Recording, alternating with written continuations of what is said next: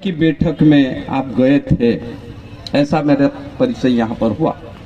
तो जी सही बात है कि जब दुनिया भर में अलग अलग लोग अलग अलग आंदोलन कर रहे थे, चाहे वो पूंजीपति हो चाहे गरीब आदिवासी हो, सबके अपने अपने अधिकार को लेकर लड़ाई चल रही थी। पूंजीपति साम्राज्य स्थापित करने के लिए, पूरी दुनिया के ऊपर राज करने के लिए वो अपना साम्राज्य बिछा रहा था, और उसी में जो गरीब आदिवासी थे, दुनिया भर में रहने वाले आदिवासी, वो उनका विरोध कर रहे थे। तो विरोध के दौरान संयुक्त राष्ट्र संघ का स्थापना हुआ, और उसके बाद में संयुक्त राष्ट्र संघ की स्थापना के बाद में भी विरोध आपस में चल रहा था। उसी दरमियान स्पेन, फ्रांस, अमेरिका जैसे, ऑस्ट्रेलिया, अन्य देश जिसके ऊपर कोलंबस का कब्जा था और आदिवासियों की नरसंहार हत्या करने के बाद में पूरी दुनिया के आदिवासियों के जल, जंगल और जमीन के ऊपर वो राज कर लिए थे। तो उनकी ताकत थी।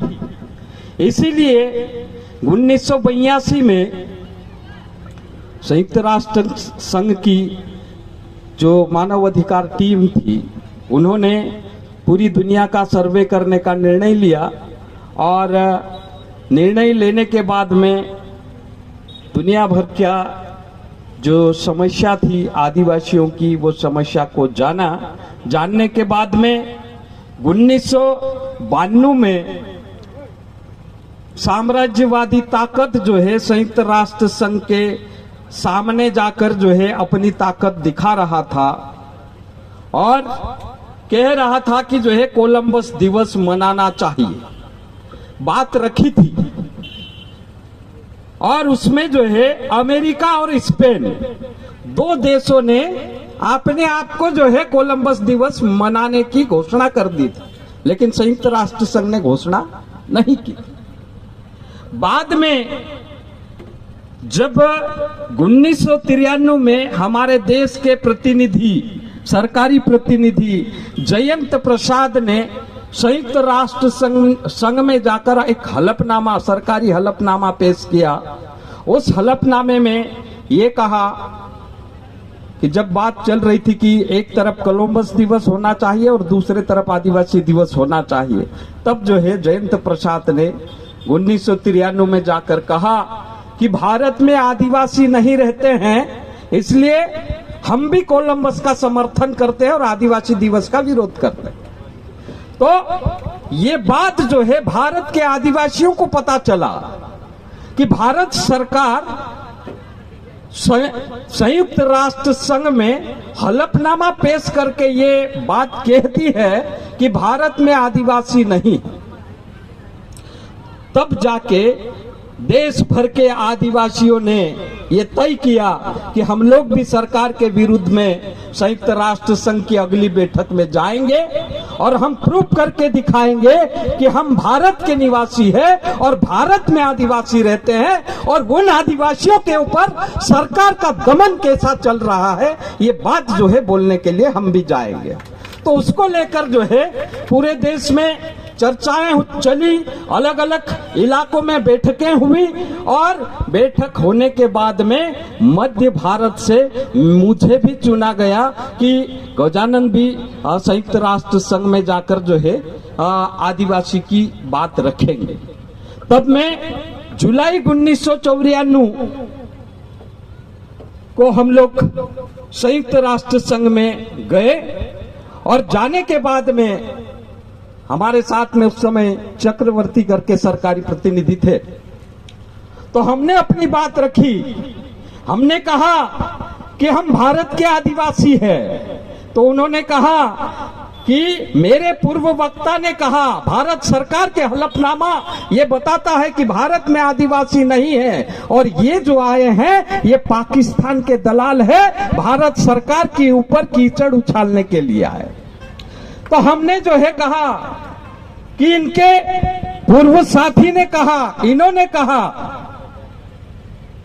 आपने सुन लिया, लेकिन हमको प्रूफ करने का अवसर दिया जाए कि हम आदिवासी भारत के ही है। तब जो है मैंने जो है संयुक्त राष्ट्र संघ की अध्यक्ष, उस समय अध्यक्ष थी, उनको कहा, माननीय अध्यक्ष महोदया, मैं अपना प्रूफ पेश करना चाहता हूं, आप मेरे प्रूफ को स्वीकार करें।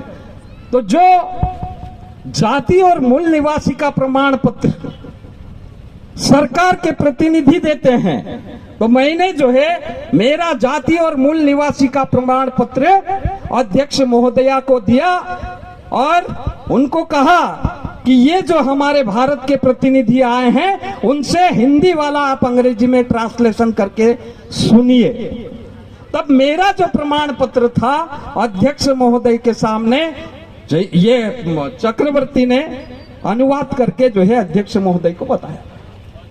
तो उस प्रमाण पत्र में ये लिखा था कि नाम गजानन, पिता आप सिंह, जाति आदिवासी बारेला, निवासी चाटली, तहसील सेंधवा, जिला खरगोन, मध्य प्रदेश, इंडिया। तो सरकारी प्रूफ मैंने अध्यक्ष महोदय को दिया कि मैं भारत का निवासी हूं, यह सरकारी प्रतिनिधि बताता है। दूसरी बात मैंने कहा कि भारत से आया हूं और भारत सरकार और दूसरे लोग जो आदिवासी नहीं हैं वो आदिवासियों के ऊपर कितना अन्याय किया है, कितनी बार अन्याय अत्याचार किया है, मैं नहीं बोलता। ये भारत सरकार की रिपोर्ट बोलती है। जो भारत सरकार ने समितियां गठित की थी, जिसमें जो है रायबर्मन समिति, एल्विन समिति, ढेवर समिति, अनुसूचित जाति जनजाति समिति, भारत सरकार ने ये समितियां गठित करी है और इन समितियों की रिपोर्ट जो है भारत सरकार के पास में आई है। ये रिपोर्ट बोलती है कि आदिवासियों के साथ में तरह तरह का अन्याय हो रहा है। तो ये बात मैं भारत के आदिवासी का प्रतिनिधित्व करते हुए संयुक्त राष्ट्र संघ में जुलाई में रखा था। अंत में जो है ये बात भी मैं कहा था कि आदिवासियों की संस्कृति, परंपरा, रीति रिवाज, अस्मिता के ऊपर भी जो है सरकार और गैर सरकारी लोगों ने जो है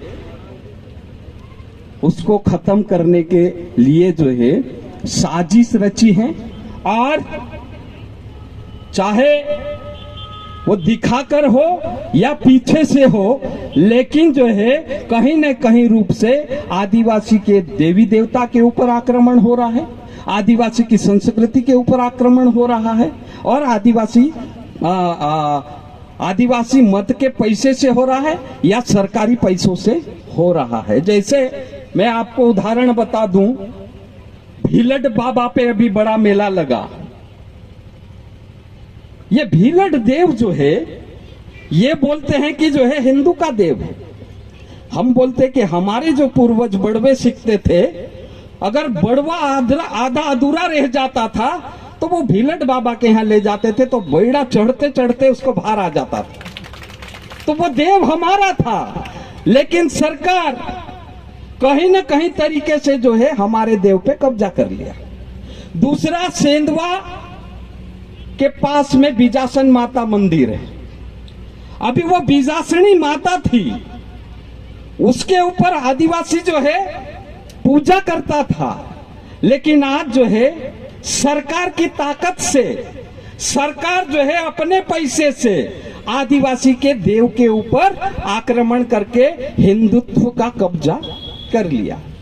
तो ये अभी की बात नहीं है साथियों, ये बात जो है मैं बताना चाहता हूं आपको कि जिस प्रकार से हमको सरकार जो है अभी जनजाति बोलती है, दूसरे लोग, कोई बोलता है गिरिजन लोग है, कोई बोलता है वनवासी लोग है, लेकिन अगर आप देखेंगे, हमको जो है कुछ लोग हिंदू बोलते हैं, तो हम ये बोल रहे हैं कि हम ना हिंदू है, ना गिरिजन है, ना वनवासी है, ना अनुसूचित जनजाति के लोग हैं।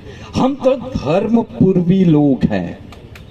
धर्मपूर्वी लोग मतलब इस देश में जब आर्य आया, आर्य आने के बाद में यहाँ पर वर्ण व्यवस्था बनाई, और वर्ण व्यवस्था बनने के बाद में 4 वर्ण बने, ब्राह्मण, क्षत्रिय, वैश्य और शूद्र। मुझे आप बताओ, कहां है आदिवासी, कहां है अनुसूचित जनजाति? वर्ण व्यवस्था में तो हम कहीं से कहीं तक आते नहीं, तो हम हिंदू कैसे हुए? हम तो जो है इस धरती के मूल मालिक है। मूल मालिकों के संसाधन के ऊपर तुम लोगों ने कानूनी रूप से, गैर कानूनी रूप से कब्जा करने के बाद में हमारी संस्कृति को जो है खत्म कर दिया, तुच्छ बताकर खत्म किया, खराब बताकर खत्म किया, देव हमारे अच्छे नहीं हैं करके खत्म किया, या तो देवों के आकार अच्छे नहीं हैं करके खत्म किया। आपने कभी इतिहास के बारे में सुना होगा, जैसे जो है यहाँ पर भी जो है टंट्या मामा, भीमा नायक, खाजा नायक, अनेकों जो है क्रांतिकारियों के फोटो हम लगा लिए। लेकिन इसके पहले का भी इतिहास अगर पढ़ेंगे तो वो लिखित में नहीं है, ये कुछ तो लिखित में था, लेकिन जो अलिखित इतिहास है तो वो हमारे गांव के पारंपरिक बड़वे होते हैं, पारंपरिक गायन होते हैं, वो गायन गाते हैं, वो जो है लाते हैं भूरिया डोंगर, रेलिया रेत का जो है मैदान, भूरिया डोंगर में जो है हमारा भिलट रहता था, सुडल रहता था, वहीं हमारी कपना गाय थी। भिलट को उन्होंने जो है शंकर बना दिया, सुडल को उन्होंने और कुछ बना दिया, कपना गाय को जो है नंदी बना दिया। तो वहीं से हमारे संस्कृति, हमारे देवी देवताओं के ऊपर आक्रमण करते करते हमारा अस्तित्व को खत्म करने के बाद में हमारे पास में जो संसाधन है उनको छीनने का काम हमारे देश की सरकार कर रही है। इसीलिए साथियों कि हम लोग जो है पिछली बार जैसे जो है मैं संयुक्त राष्ट्र संघ की बैठक जिनेवा में गया था, उसके बाद में भी एक ऑस्ट्रेलिया, अमेरिका और इंग्लैंड ने एक प्रस्ताव लाया था भारत सरकार के सामने और संयुक्त राष्ट्र संघ के सामने। उन्होंने कहा था कि भारत में अनेक प्रकार की जड़ी बूटियां हैं, औषधियां हैं, उसका पेटेंट होना चाहिए। तो पेटेंट करने के लिए भी संयुक्त राष्ट्र संघ ने ब्राजील में एक सम्मेलन किया था, ब्राजील के कुटिबा शहर में। तो वहां पर भी हम लोग 1996 में जाकर इंग्लैंड, ऑस्ट्रेलिया और अनेक देशों के सामने अपनी बात रखी कि भारत में जंगल में या भारत की जमीन पर मिलने वाली जो औषधियां हैं, अगर उन औषधियों का जो है पेटेंट हो जाता है तो भारत के आदिवासी के ऊपर जो है पहाड़ टूट पड़ेगा। क्योंकि आदिवासी गरीब है, जंगल में रहता है, सुदूर इलाके में रहता है, रास्ता नहीं है। आज भी आप व्हाट्सएप, फेसबुक पे देखते हैं झोली में डाल के बीमार को ले जा रहे हैं 15 किलोमीटर, 20 किलोमीटर। आदिवासी की तो ये स्थिति है, लेकिन अन्य लोग भी जो है मर जाता तो एम्बुलेंस नहीं है, रास्ता नहीं है, मोटरसाइकिल पे बांध के ले जाते हैं। तो ये स्थिति भारत के लोगों के साथ में है। अगर ये औषधियों का पेटेंट हो जाता है तो क्या पेटेंट होने के बाद में हम हमारी बीमारी का इलाज हमारे गांव में कर सकते हैं, जो आज कर रहे हैं? अरे कुछ लग जाता है खेत में तो वो एक खड़ हम बोलते हैं, तो उसको जो है रगड़ लेते, उसका रस निकाल लेते, लगा देते, जो है खून बंद हो जाता और घाव भी जो है भर जाता। ऐसे अनेक प्रकार की जड़ी बूटियां हमारे जंगल और जमीन पर है। उन जंगल जमीन पर जड़ी बूटियां का पेटेंट होने वाला था, तो उसको भी जाके हम लोगों ने जो है रुकवाया है। तो साथियों, मैं ये कहना चाह रहा था कि संयुक्त राष्ट्र संघ में जाके हम लोगों ने जिस प्रकार से अपनी बात रखी है, तो उस कारण से जो है संयुक्त राष्ट्र संघ ने 9 अगस्त को आदिवासी दिवस मनाने की घोषणा 1994 में हमारे जाने के बाद में जो है वापस आने के बाद में अंतर्राष्ट्रीय आदिवासी दिवस की घोषणा संयुक्त राष्ट्र संघ ने कर दिया था। तो अभी जो है सरकार जो है संयुक्त राष्ट्र संघ में प्रस्ताव पास होने के बाद में भी आज तक जो है उस प्रस्ताव के ऊपर भारत सरकार ने हस्ताक्षर नहीं किए हैं। तो ये दुख की बात है और हमारे जनप्रतिनिधि लोग जिनको ये जिम्मेदारी है वो नहीं करते हैं और उल्टा जो है वो बोल रहे हैं कि ये आदिवासी को 9 अगस्त जो है आदिवासी को जो है भ्रमित करने के लिए ये आदिवासी कार्यक्रम कर रहे हैं। तो ठीक है, आने वाला समय उनको बताएगा, लेकिन आगे हमको जो है क्या करना है। तो मैं विशेष करके हमारे गांव में ही एक कार्यक्रम छोड़ के आया हूं और गजानन मुजाल्दे साहब और उनकी टीम ने घर जाकर निमंत्रण दिया था। तो मैं ये समझा कि गांव का कार्यक्रम तो मैं कभी भी कर लूंगा, लेकिन ठिकरी जाना मुझे जरूरी है, करके मैं आया हूं। तो साथियों, दूसरी बात यह है कि जिस प्रकार से आदिवासी इस देश का मूल निवासी है, लेकिन आदिवासी खुद को कहने में डरता है कि मैं आदिवासी हूं।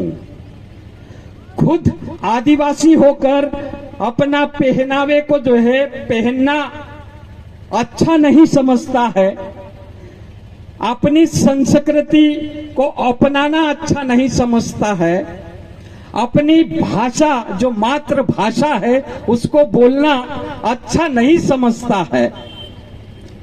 इसीलिए दूसरे लोगों को हमको तोड़ने के लिए, हमको खत्म करने के लिए ये अच्छा एक रास्ता है कि तुम बताओ कि तुम आदिवासी हो या जनजाति हो, आदिवासी हो या वनवासी हो, आदिवासी हो या गिरिजन संघ हो।